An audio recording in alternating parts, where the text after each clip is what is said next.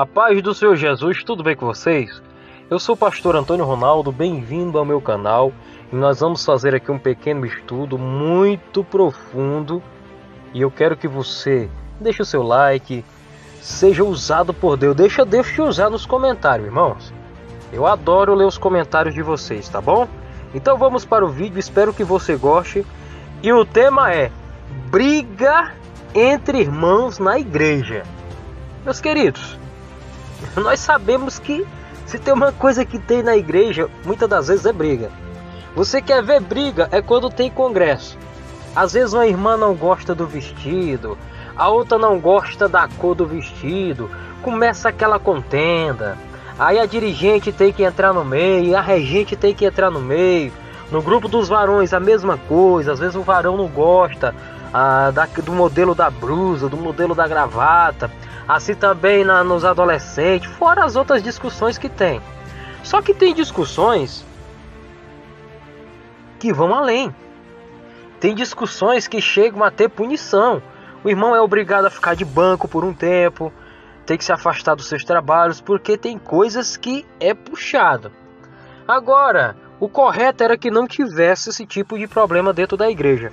Mas será que a Bíblia relata de alguma treta, alguma briga pesada que tenha acontecido dentro da Bíblia, para servir como referência? Meus queridos, o impressionante é que tem. A Bíblia relata uma briga, uma treta tão feia entre dois homens de Deus, por causa de outro grande homem de Deus, que eu vou falar para você, deu até separação. A briga vai ser entre o apóstolo Paulo e entre Barnabé. Por causa de quem? Por causa de um parente de Barnabé chamado Marcos. O nome Marcos é de fato um sobrenome. O seu nome verdadeiro é João. Nós observamos isso em Atos dos Apóstolos, capítulo 12 e versículo de número 12, que vai dizer o seguinte: e considerando isso, ele foi à casa de Maria, mãe de João, que tinha o sobrenome de Marcos, onde muitos estavam reunidos e oravam. Note que Marcos é pronunciado aqui neste versículo da Bíblia. E ele era provavelmente um levita. Isso a gente vê em Atos, capítulo 4, verso 36, que vai dizer o seguinte: então José, cognominado pelos apóstolos como Barnabé, que traduzidos é filho de consolação, levita natural de Chipre. Agora preste atenção. Se Marcos é parente de Barnabé e Barnabé era levita, ele era provavelmente um levita também da mesma linhagem que Barnabé. A Bíblia também vai dar prova de que João Marcos ele era parente de Barnabé. Isso a gente vai perceber no livro de Colossenses, capítulo 4 e versículo de número 10, que vai dizer o seguinte: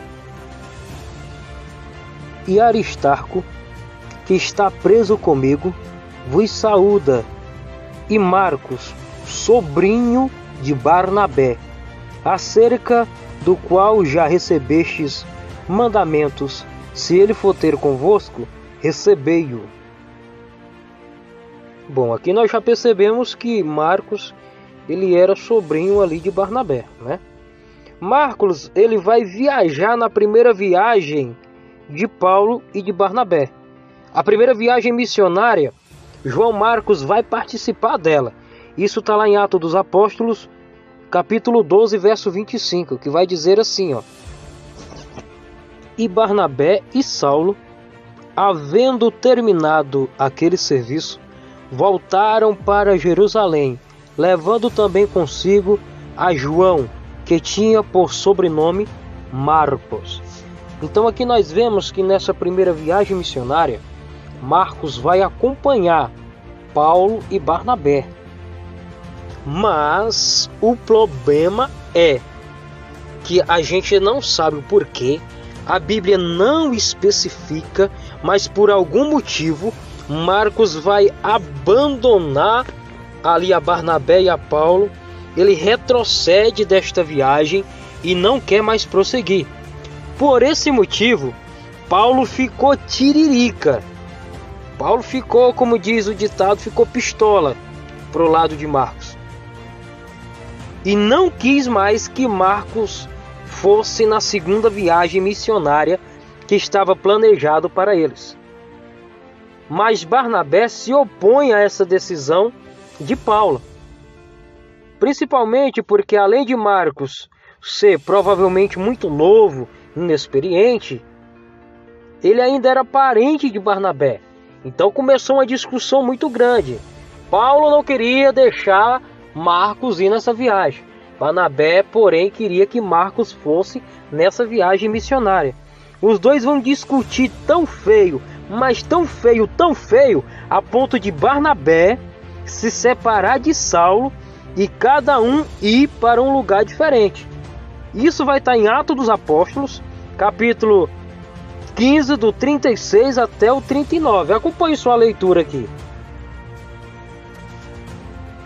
Alguns dias depois, disse Paulo a Barnabé: tornemos a visitar nossos irmãos por todas as cidades que já anunciamos a palavra do Senhor, para ver como estão. E Barnabé aconselhava que tomassem consigo João, chamado Marcos. Mas Paulo parecia razoável que não tomassem consigo aquele que desde a Panfilha se tinha apartado deles, e não os acompanhado naquela obra. E tal contenda houve entre Barnabé e entre Saulo, que se apartaram um do outro. E Barnabé, levando consigo Marcos, navegou para Chipre.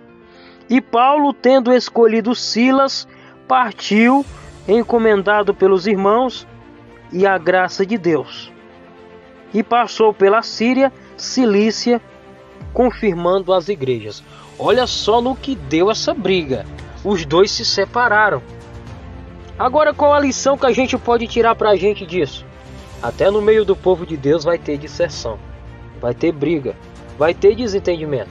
Então tem sempre que ter uma cabeça espiritual para manter as coisas no eixo. Mas o interessante disso tudo é que Barnabé e Paulo vão se reconciliar, e Paulo admite que Marcos era muito útil para o ministério. Nós vemos isso no livro de 2 Timóteo, capítulo 4, verso 11, que diz assim, ó: Lucas está comigo. Toma Marcos e traze-o contigo, porque me é muito útil para o ministério. Ou seja, o mesmo cara que Paulo desaprovou para ir na viagem missionária, ele estava agora dizendo que era muito útil para o ministério. Então nós tiramos algumas lições aqui. Primeiro, nunca julgue um livro pela capa. Segundo, nunca tome uma decisão precipitada. Se Barnabé tivesse atendido o pedido de Saulo, talvez João Marcos nunca tivesse escrevido o Evangelho de Marcos. Talvez não tivesse dado fruto na obra de Deus. Talvez ele tivesse frustrado. Mas só que Barnabé tinha mais experiência do que Saulo no ramo ministerial. Agora, no âmbito espiritual, Paulo teve muito mais sabedoria e mais palavra e unção do que Barnabé. Mas de experiência, Barnabé era experiente. Tanto é que na primeira viagem, era Paulo que era discípulo de Barnabé. Então Barnabé não abandonou o jovem Marcos. Instruiu, aconselhou, e o resultado é que ele se tornou muito útil para o ministério. Então fica a dica, para a gente não ficar julgando ninguém. Maravilha? Espero que vocês tenham gostado desse estudo. Foi um estudo rápido, dinâmico, prático, sem complicação. Que Deus abençoe a tua vida e até a próxima em nome de Jesus.